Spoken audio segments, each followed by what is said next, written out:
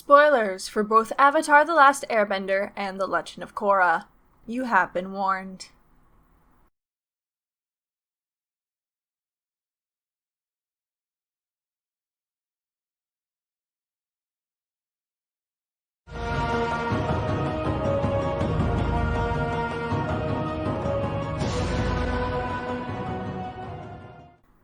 When Legend of Korra was announced, there was a lot more hype than usual for a cartoon.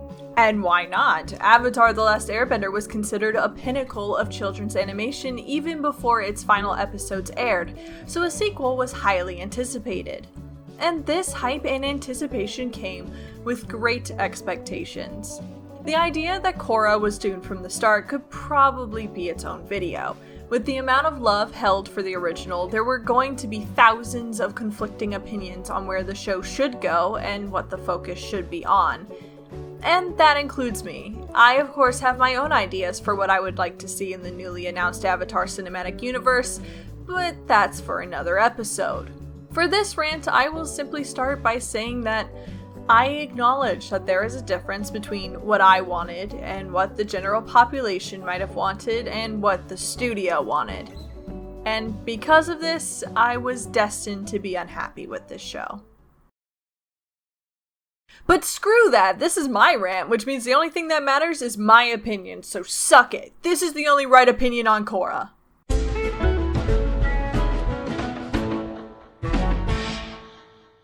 One of Legend of Korra's greatest strengths and greatest weaknesses is its characters.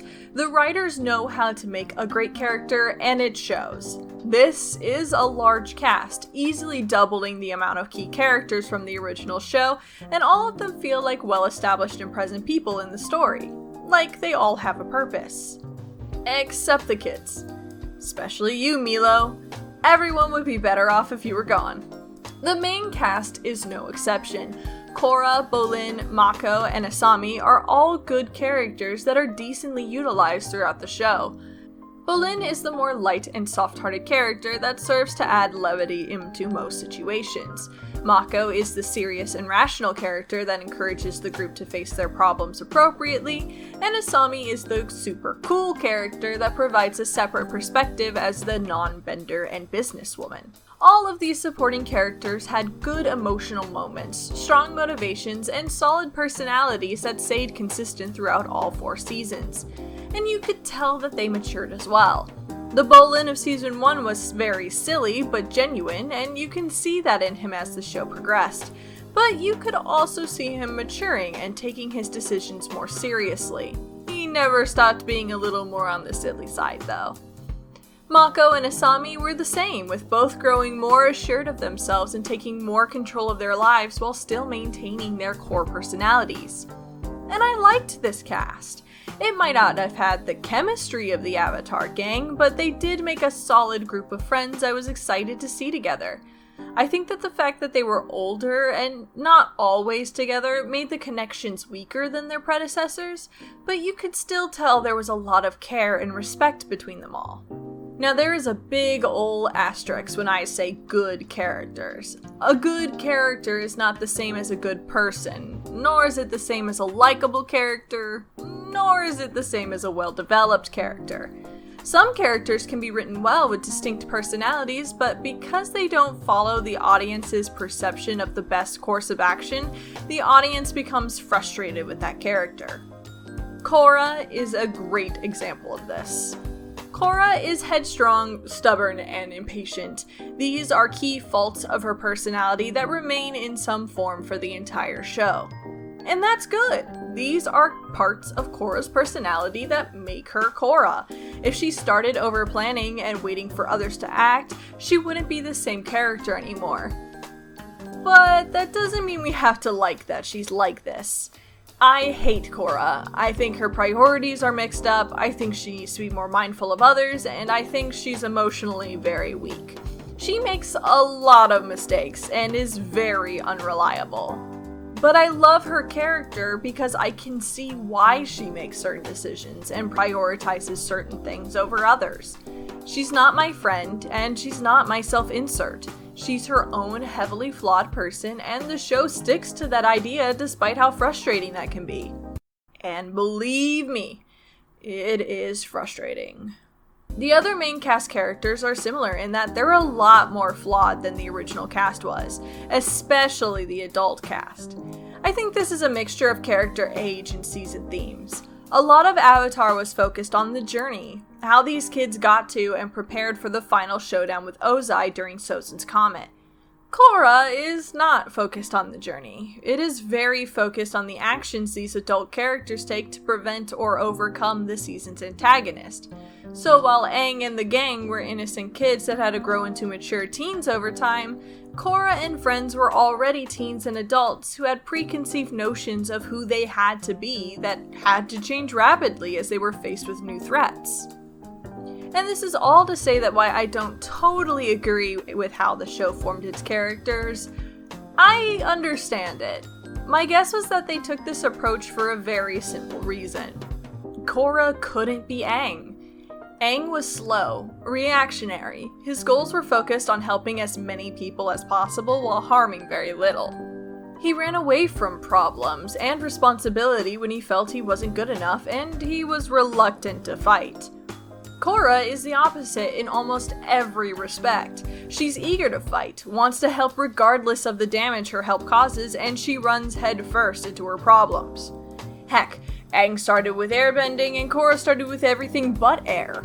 There probably was a feeling that they needed an entirely unique avatar that was clearly different from the ones we've seen before. So, since Korra couldn't be Aang, they made her everything Aang wasn't. And similarly, they seemed to separate the supporting cast from their predecessors as well. Instead of slow, certain romance, the characters fell hard and fast, but broke up easily. Instead of wise mentors with almost no flaws, all the mentors have a lot of baggage to get through. Instead of no adult help for a majority of the show, the adults now form an integral part of the group's problem-solving methods.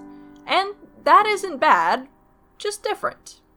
But what really separates Korra from Avatar are their villains.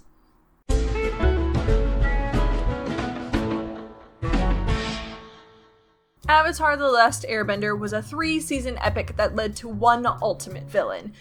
Of course, there were many antagonists for Aang and friends to defeat, from the cunning and sinister Azula to the secret evils of Ba Sing Se, but there was only ever one ultimate evil, the Fire Lord Ozai.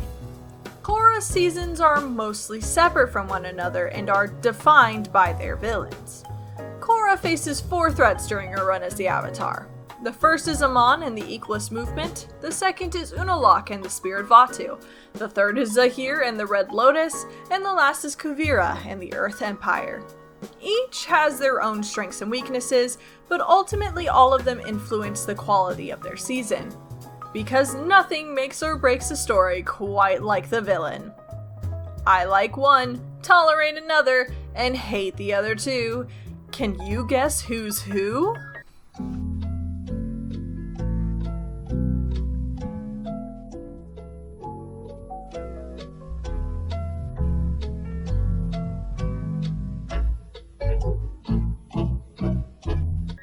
My least favorite was Kuvira, and that's probably going to be a shock to a lot of you. Was she strong? Kinda. Was she right? You can argue, yes. Was she fun? Absolutely not. Her biggest threat is just a big gun. A very dangerous gun, but a big gun nonetheless. Her bending is strong, but not overwhelming. Her motivations are generic dictator talk complete with everyone being a glorified slave and setting up re-education camps. And her personality is typical evil conqueror. Not to mention, at the end, Korra kind of forgives Kuvira because she was a sad orphan who was raised by a loving, rich, and powerful family that gave her everything she wanted except for ruling a country. Wow! I'm so sad for you, Kuvira. In the end, Kuvira was never enough of any one thing to stand out. She wasn't overly evil, she wasn't overly terrifying, and she wasn't even overly sympathetic. So she's overly forgettable. My next least favorite is probably another shocker, Zahir and the Red Lotus gang, who are so unimportant as people that I don't even know their names, and I'm betting you don't either. Their bending was cool and unique, and they were an intimidating force, but Zahir was the only one with any real personality beyond bad guy. And I didn't like him at all. He says vapid air nomad quotes while following none of their teachings, and is an anarchist because... I don't know, because we can't be bothered to give our bad guys backstories when we're 3 seasons in. We don't know where he trained, we don't know where he got his ideology, we don't know where he learned all this air nomad stuff. He's just the best at everything he does because the plot needs him to be. This guy was clearly just put in to be a bending powerhouse with the most basic motivations and goals so that he could spout philosophical nonsense and actually be a threat when trying to kill the Avatar because they need to set up her internal conflict for the next season. In short, he was just an OP plot device. Which strangely puts Unalaq as my second favorite villain, even though I heavily disliked the plot for season 2. Unalaq wasn't a bad villain, he was just an average one. He was a strong bender, a smart guy who was able to manipulate the Avatar easily, and he had a clear goal he was trying to achieve. Sure, he had a face that screams, "I'm evil," but by the end of the season, I still thought he was a threat, and he actually got really close to destroying the world. Really, the faults of the season don't have much to do with him at all. He did a decent job of playing the wise uncle to Korra, was strong in areas where she was weak, and he wasn't overly powerful, just one step ahead. So overall, he served as a decent villain for Korra to match up against. Also, his children are just delightful. Which leaves the one and only Amon as my favorite villain in the show, and how could he not be? He's menacing and intimidating, he feels like a constant threat that's around every corner, he's smart and methodical to the point where it always seems like he always knows what the heroes are planning to do. His mask is great, he's an incredible fighter, he holds the ultimate power in removing bending. He's the right kind of evil that just seems insurmountable without being cartoonishly overpowered. Not to mention he has an actual justifiable motivation, even if it's built on a lie. And when it's revealed that he's a bloodbender, that's a power move right there, adding the scariest bending to an already terrifying villain? Mwah! Brilliant. I'm really frustrated that they didn't just have Amon be the big bad for the whole story, because after his dramatic entrance, taking away someone's bending forever, how could any of the other villains compare? They honestly just got worse and worse for me, and I was never anticipating any of the villains' actions quite like Amon.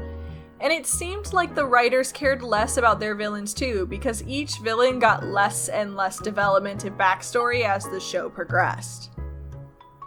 And let's be fair, Ozai is by no means the best villain in the original show.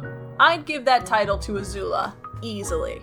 However, Ozai's presence was felt throughout all 3 seasons. Every person who was suffering, every family that had lost a loved one, every home that had been burned to the ground, was all because of the Fire Nation and by extension, Ozai.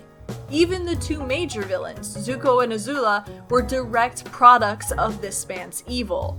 So even though as the audience we don't get a full backstory as to why Ozai is the way he is, we don't need it because we see his intent with every episode. This man is evil to his core and wants to conquer, and it doesn't matter why because he's already winning. It's only a last-ditch effort on the literal last possible day that he is defeated, and that is a spectacle. In contrast, Korra's villains don't feel as present in the world. Amon was the most present, with posters and people hinting at his plot even before he first showed up. But Unalaq wasn't even present for half his season. Zahir and friends are apparently really evil dudes that aren't mentioned at all until the minute they're on screen and are unknown to anyone other than the Avatar's keepers. Why didn't anyone tell us we have a secret prison we could have been throwing people in? And Kuvira was literally introduced right before her season in the most stupid way possible. Hey. So, we're gonna save the Avatar in a minute, but before we do, I just want to say thank you for patching me up. You really saved my hide there. No problem, just doing my job as captain of the Metalbenders. Oh, and do you have a name? Yeah. Call me Kuvira. What was that? What was what? That thing you did that clearly marks you as some evil force that's about to oppose our protagonist? I don't know what you're talking about.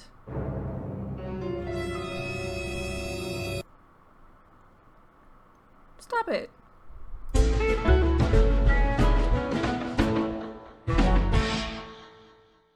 Nothing defines Avatar quite like the world it takes place in.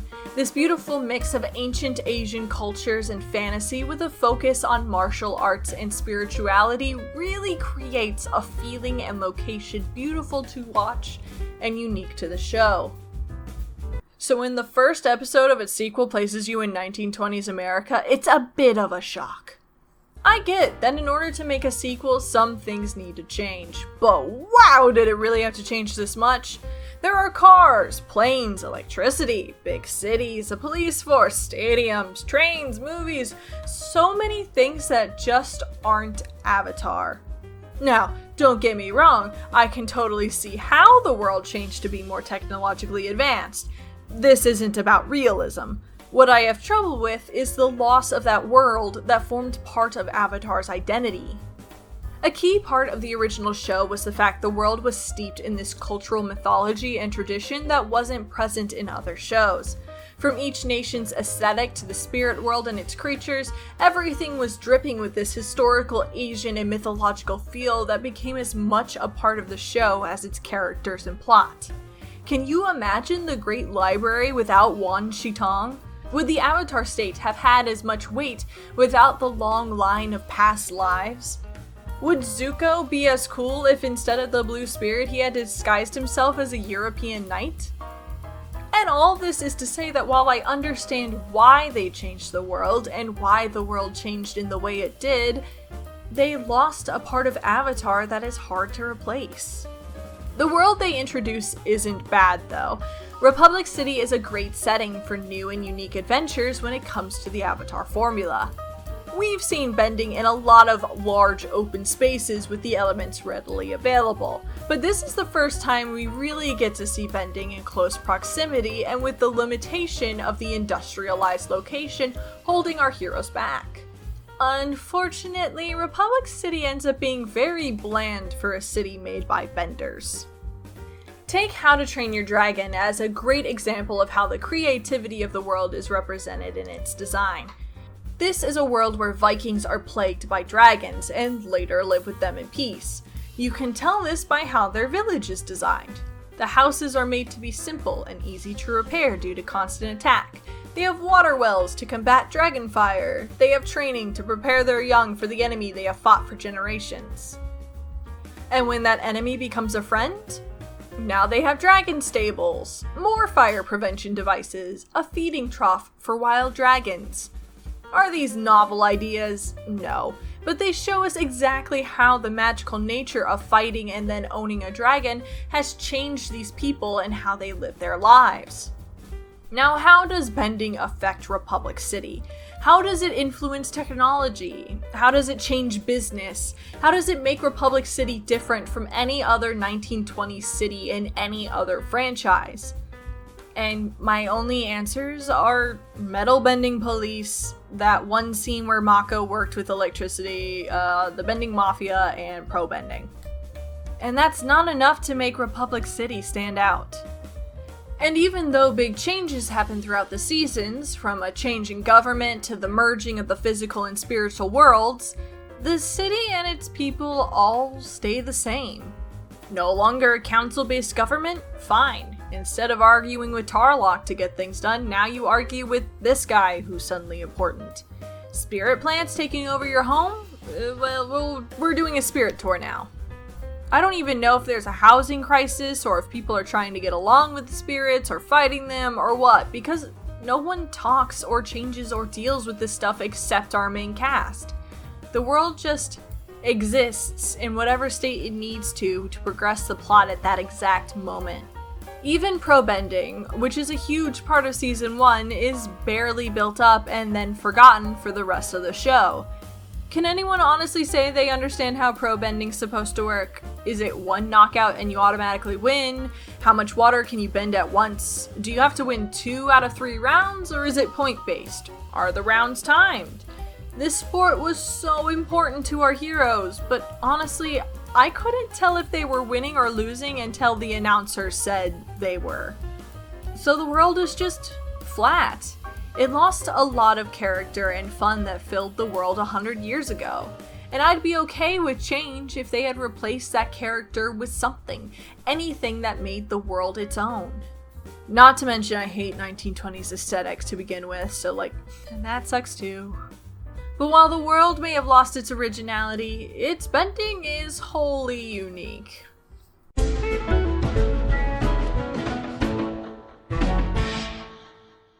Bending is probably the single most important part of the Avatar universe, and rightfully so. It's the key idea that defines these stories, and Korra actually does a decent job on building that concept to be bigger and better.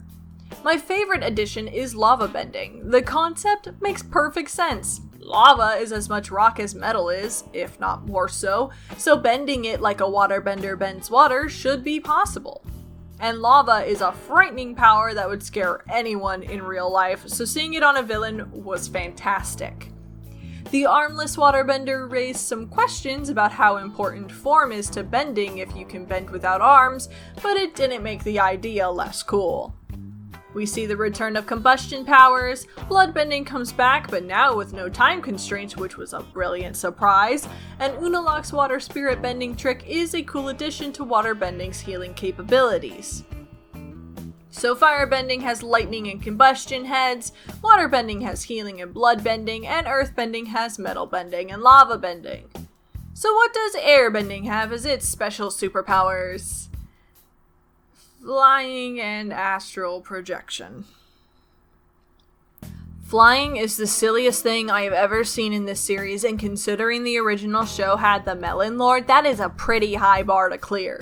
The minute Zahir fell off that cliff and started flying around without a care in the world, I lost any tension and fear around the guy because, come on, it's just so stupid.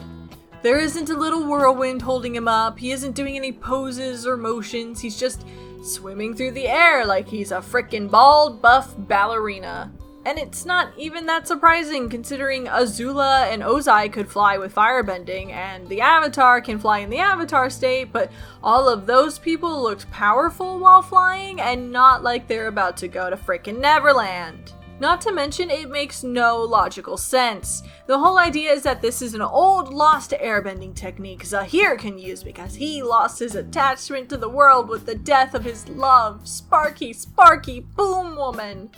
But then he uses this power as a way to kill the Avatar because he wants to change the world. And you can't want something to change if you don't have any attachment to it. So therefore he does have an attachment to the world. In fact, it's such a large attachment that he's willing to go to jail, risk the life of his only loved one, and murder a small child, all for that attachment. So, therefore, he shouldn't even be able to fly in the first place because the whole thing is just so very stupid. Oh, but flying is silly stupid. It's unoriginal and poorly done, but it at least made some thematic sense. Motherfrickin' astral projection, on the other hand, is the worst thing this series has ever done, and I will fight anyone who says differently. Lightning is a chemical reaction energy like fire. Lava, molten earth. Blood, mostly water. What the frick kind of oxygen they breathing that is anywhere remotely close to a living soul? How do you use your ability to manipulate air to suddenly jettison your consciousness a mile away and maintain your senses? No, really, writers, how's that supposed to work? I won't wait for an answer because I know you don't have one because you can't have one. Air is not a soul. You cannot transfer sight by manipulating air. Air isn't just a catch-all for any unseen thing. It's a gas. But Gale, you might say, pitifully trying to find a way to justify this god-awful power, it's not related to air, but to an airbender's connection to the spirit world. Wow. Great point. Except not really, because the air nomads weren't particularly connected with the spirit world any more than the other nations. They were monks who detached themselves from worldly possessions and problems as a way to enlightenment, but that has nothing to do with spirits. The water tribes had more contact with spirits than the air nomads did, with two literally living in their city, and they aren't projecting their souls out to visit Gran when the weather isn't nice enough for a walk. But hey, let's say that this is an ability air nomads could learn. Then why, of all people, is the first person to have this power an 11-year-old girl whose only teacher has zero connection to the spirit world? Oh, but she's so close to the spirits. Bull! That info only came up the minute it became necessary to justify why she was needed at all in Season 2. She shows no sign of being close to anything remotely spiritual for all of Season 1, but she sees a wood carving light up and all of a sudden she's the Moses of the spirit world. She can get in just fine even though she's never been before. She can send her spirit out first try even though no one even knew that was a thing. And she can save the almighty spirit of light and order from the clutches of a millennia-old dark spirit of chaos because reason, shut up, we don't have to explain. Look at the pretty lights, they probably symbolize good or something. And you might be thinking, but Toph discovered metal bending and she was like 10, so why is this different? And the answer is because Toph had to work and create metal bending while Miss Spirit Princess just did it. Toph was trapped with no way out, and she had the advantage of a unique perspective of earthbending due to her blindness and her learning bending from the badger moles. It made logical sense that where other benders relied on their sight to earthbend and therefore didn't make the connection that earth was a part of metal, Toph would. Jinora has no reason to be any better than any other airbender except for the fact she just is because the show says she is. And that shows with how much her new ability is used to get answers quick. Where metal bending had its clear uses and limitations, Jinora's astral projection just solves problems. Need to see if there's an underground bunker? Astral project. Need to find a kidnapped person? Astral project. Attacked by vines? Astral project. And it's all stupid because she didn't earn it. She's just a prodigy for no reason other than, I guess they don't want Korra to do anything cool because had Korra figured out astral projection, I wouldn't be so mad because she's the frickin' Avatar. Half her job involves being spiritually strong and doing things nobody else can. But Jinora is just a really boring girl who's good at everything, so an already ridiculous idea becomes annoying at best and mind-numbingly stupid at worst.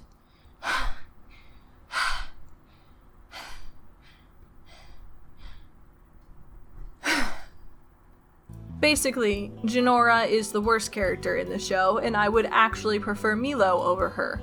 That's how much I hate her and her stupid bullcrap spiritual garbage.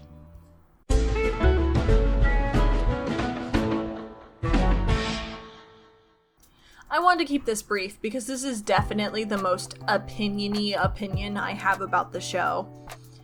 I hated the backstory for the Avatar. I hated Juan. I hated that he got his bending from the lion turtles and not from the dragons, sky bison, badger moles, moon, so on and so forth. I hate that the spirit world and the human world were together, and him being the bridge between worlds was all a metaphor for prejudice.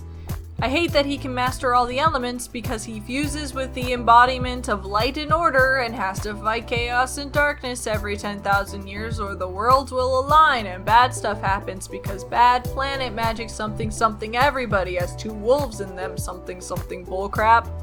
In my head, the first Avatar was a mythic figure who somehow, through great wisdom and patience, was able to understand and learn from nature to develop his powers and find some sort of enlightenment that allowed him to reincarnate. But I get it, that isn't shown in Protagonist enough for you, so instead he's Robin Hood with Cowboy Bebop hair.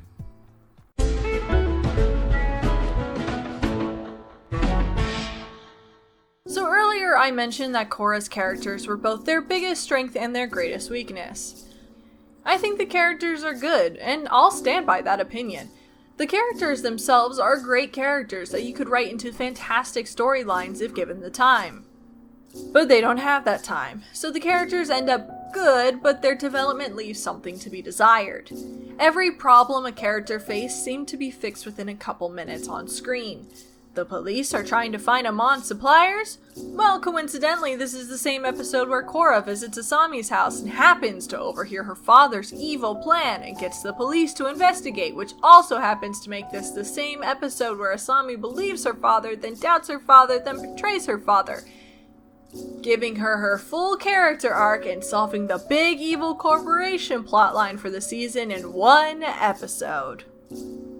Our main heroine Korra is no better. Her lessons are equally as fast, but usually over multiple episodes.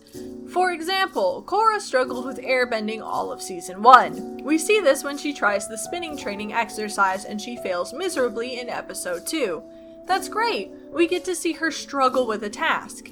But the next time we see her learn anything about airbending is during her pro bending match when she just gets it. Because plot. Like, I get the thematic goal here. She's learning airbending in her own way, which shows tension that she is trying, but that he needs to adjust how he teaches her because his way is not the only way, blah blah blah. But that isn't shown to us. It's just something we can infer because we've seen this trope before. The animation doesn't show us an aha moment, it just shows her dodging and then she just gets it. She's doing horribly and seems to be completely overwhelmed, and then she just dodges one attack and gets it. And this is all in the same episode, so she hasn't really struggled with the lesson for very long. And then the next we hear of her airbending is towards the end of the season when Tarlok brings it up to insult her for 5 seconds. Then the next time it comes up is when she faces Amon and gets her airbending because Amon was able to block her other elements. This is a major development for our main lead, but it's relegated to one episode and a single line of dialogue before it's solved, even though it's one of the biggest struggles she has been shown to have and a key part of her role as Avatar. The same can be said of Bolin's inability to metal bend, Tenzin's family issues, Korra's fear of Zahir, Len's family issues, Mako's love life, Bolin's family issues, Kai's troublemaking, Asami's family issues, Korra's family issues. There are a lot of family issues in this show. There obviously are big overarching plot lines that do connect the seasons, but everything that happens to a character just seems to happen all at once, or in very short sporadic moments. There just isn't enough time given to individuals to really let them have powerful emotional moments. Heck, even Korra achieving the Avatar state was a sudden development so that they could suddenly give everybody back their bending. I think there are 2 reasons why the show's character development feels so sporadic. The first is the fact that they have to build up a new villain every 12 episodes. The original Avatar has longer seasons with the same overarching goal. This allowed for the characters to take their time because we already knew the threat well enough that the stakes were clear. There was no need to reintroduce the Fire Nation or Zuko every 12 episodes because we were already familiar with their goals and abilities.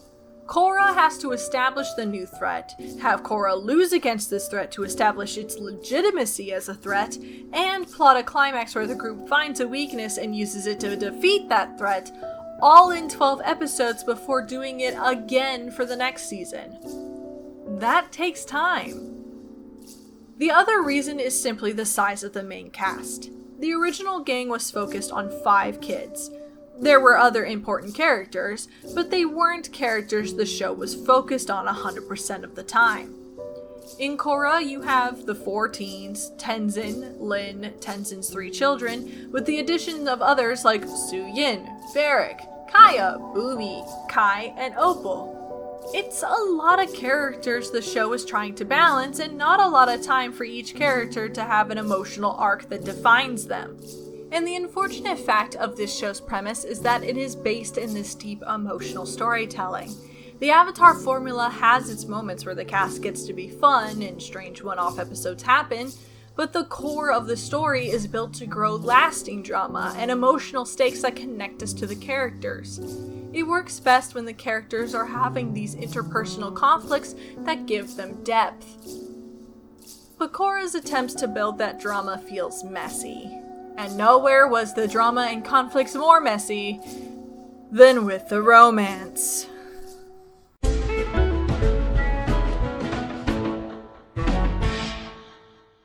In February, I spent the whole month celebrating my favorite game genre, otome games. It was fun and exhausting to make that many videos, but it was worth it. Why? Because nothing is as invigorating as a good love story. And this show has one. It's these two. They're adorable. But oh my god, every other romance is boring or rushed or flimsy, and I just hated it. Everyone bounced from relationship to relationship like they were ping pong balls thrown down a set of stairs. He wants to date her, but she's in love with him, but he's in a relationship with her, but then she kisses him and it goes nowhere until she gets kidnapped, and then suddenly he doesn't want her anymore, he wants her. Until he doesn't, because they fight a lot, so he goes back to her, because I don't know, they haven't introduced any other female leads their age, except for this girl who is technically dating him, but he's trying to get with her who's in love with him. But then, she loses her memory and thinks she's still in love with him, which he doesn't deny even though he is now with her, which only gets discovered close to the end of the season because she reveals she remembers everything and they break up for good. Then he and her split and he gets together with her, she gets together with him, these evil people are together until they're not, also these evil people are together until they're not, these two like each other, and that's not even mentioning this old love triangle with her and her. Basically, the romance in the show is convoluted and so full of drama that it goes beyond compelling and into soap opera territory. Every episode in the first 2 seasons apparently needed some sort of jealousy romance B-plot, and it was never done right. And let me be totally fair, I didn't love the romance drama in the original either, but that's because there barely was any because they were kids, and kids don't really have adult romance problems. Aang and Katara's romance was really slow and really sweet. Zuko's romance to Mai was very dry but also very honest and casual, and Sokka's romances with Yue and Suki were cute and flirty while also having a splash of tragedy. They weren't the focus of most of the show, and that worked to their advantage because when a romantic episode did show up, it was like a treat. A little something special for the little romantic in all of us. But Korra shoves cake down your throat for every meal with no concern for flavor. Every episode is something new and conflicting with the last one, and no one is allowed to stay in a relationship for any significant amount of time. Korra didn't even get one episode where her relationship with Mako was good. The minute season 2 started, they were fighting over nothing. Bolin just falls for whatever girl is next to him at the time, and poor Asami just gets thrown into relationships because they need her to be someone's eye candy. The ending quote-unquote romance between Korra and Asami isn't even a romance. That whole season they had like 2 conversations and then they walk into a light portal thingy together and just... that's the relationship.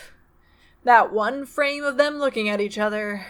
And maybe it's because I watched this on Netflix, and maybe it's because I hadn't seen the show when the wave of Korra Asami first hit the internet, but like... that had less romance in it than Bow and Glimmer, and I thought she was a lesbian. And the real worst part is that no one ever gets hurt over it. Every split seems amicable, every rivalry ends in friendship, heck, even Asami still likes Mako despite him dumping her for Korra, not once, but twice. But by the end of it all, they're all still friends, and no one hates anyone, and my god, the literal point of having a jealousy arc is so someone can get hurt and either be comforted or wallow in it, and they don't even have time for that. For the love of all things lovey-dovey, do your romances right, or don't do them at all, because the only one who should be writing a bad romance is Lady Gaga.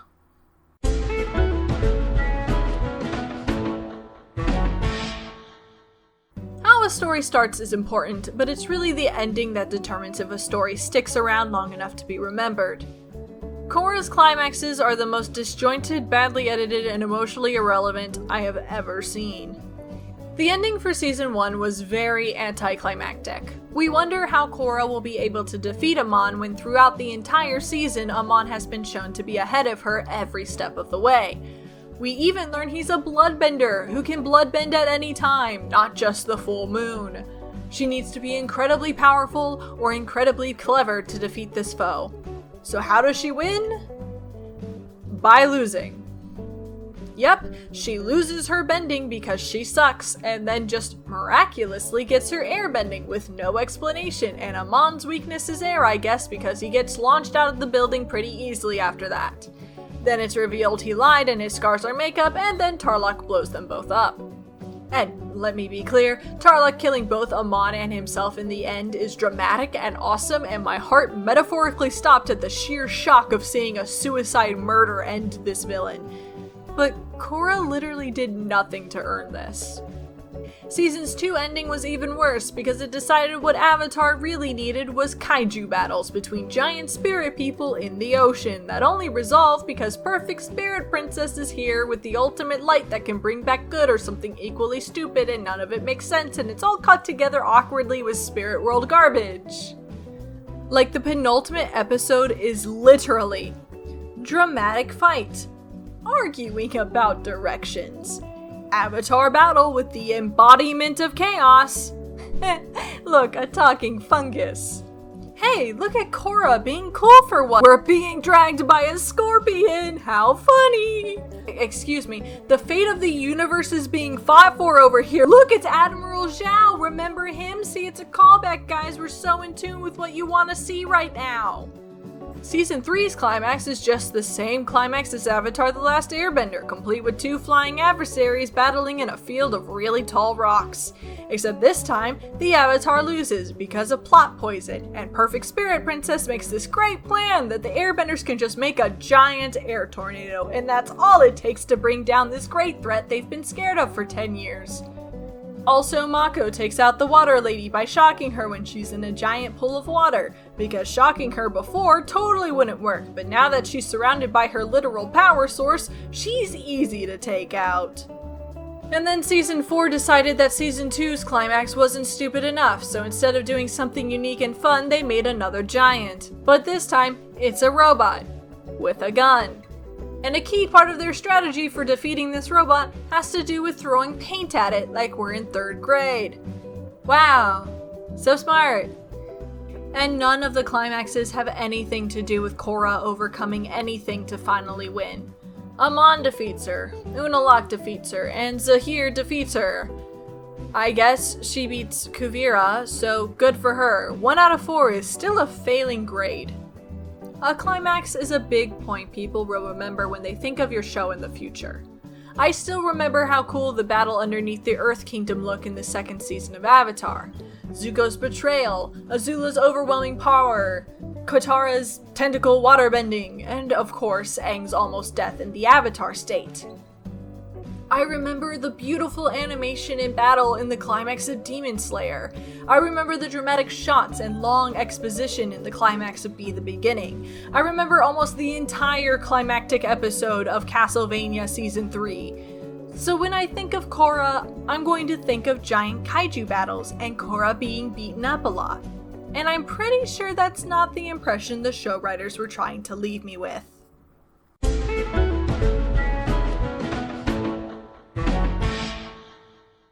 Hi, I'm Aang, and I spent my series fighting a violent conqueror to save the world. Hi, I'm Korra, and I spent my series saving one city, then the entire scope of the universe. Then myself, and then I fought a violent conqueror to save the same city as before. Doesn't that mean you peaked in Season 2 and the threats you face later would always be less threatening because you already had the fate of the entire known universe on your shoulders before, so why would I care about you saving a singular city? I rest my case.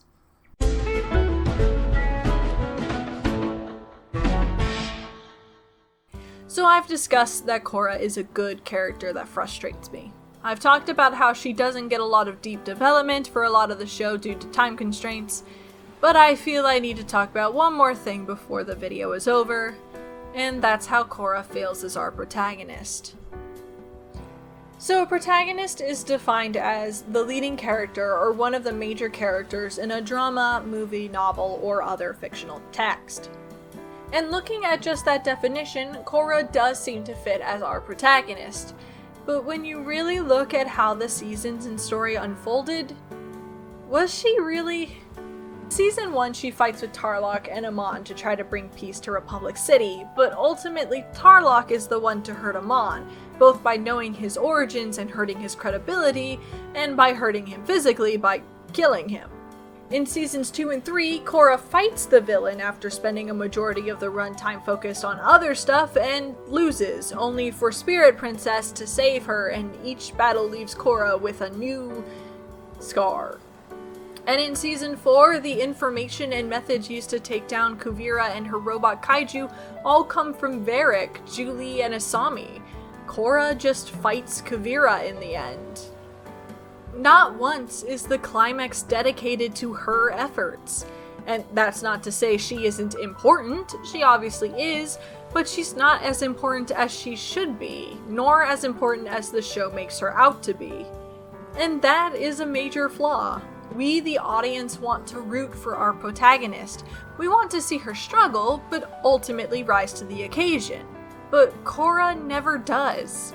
And receiving help from your friends is fine, and usually the lesson in a lot of shows, but the protagonist still should come into their own.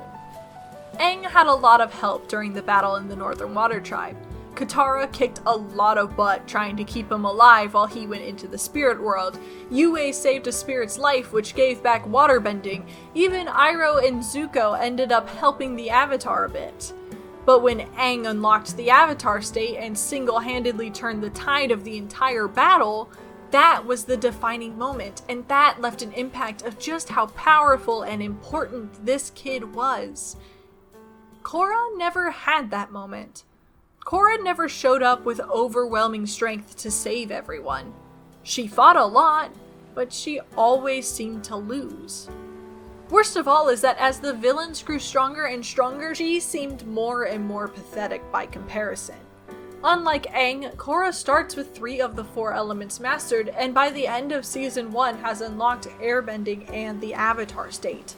She doesn't gain another ability for the rest of the show, so while her enemies only get more powerful as time goes on, Korra stays the same, appearing weaker and weaker with each passing foe. And I think that's the true problem Korra faces when it comes to being our protagonist. Dragon Ball Z, Naruto, heck even Miraculous, all stay enjoyable despite their powers constantly escalating because their protagonist constantly escalates as well. Goku may just be getting new hairdos that indicate his muscles are stronger, but at least he's getting something. Unlike our main hero, the super special avatar with hundreds of lives to gain knowledge from. Wait. They took that away too. Is Korra allowed to have anything? Is Korra the Krillin of her own show? So overall, Korra just doesn't fit as the protagonist of her own series. She's easily overshadowed by the skill and efforts of her supporting cast. In all honesty, it just feels like the writers didn't want to tell the Avatar story anymore. Because that might be Korra's biggest problem.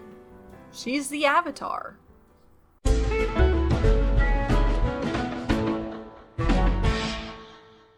Look, there are 2 ways to look at The Legend of Korra. The first is as the sequel to one of Nickelodeon's most popular and most well-regarded shows ever, and by that metric, The Legend of Korra fails in almost every respect.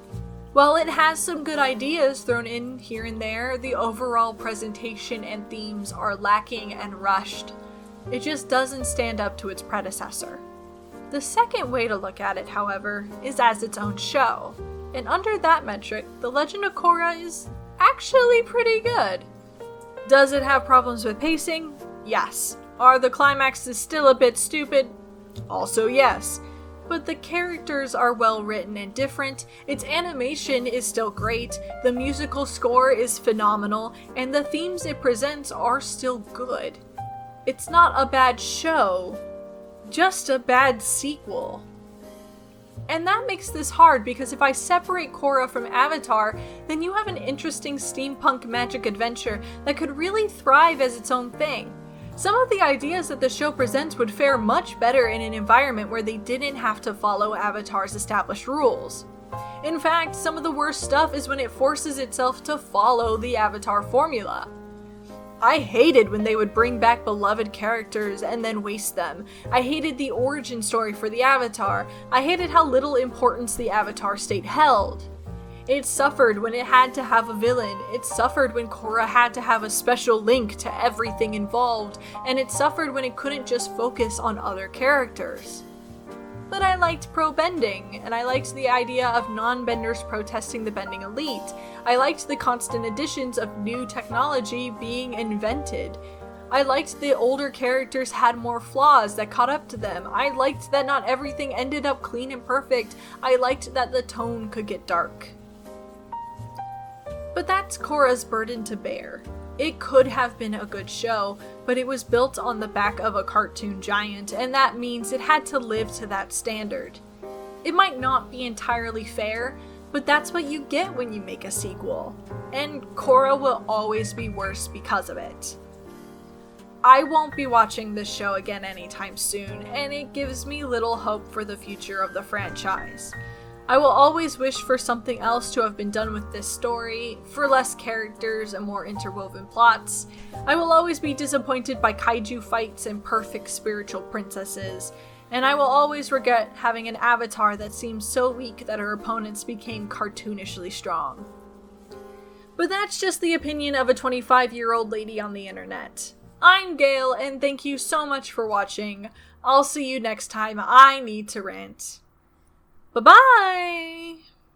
Hi there, it's the end of the video, my friend. Hit the bell if it was okay, I'm sure I'll make good content someday. I'll play some games or do some drawing, Pokemon and fights with darling, video essays and reviews. I couldn't do it without you, so thanks, like and subscribe.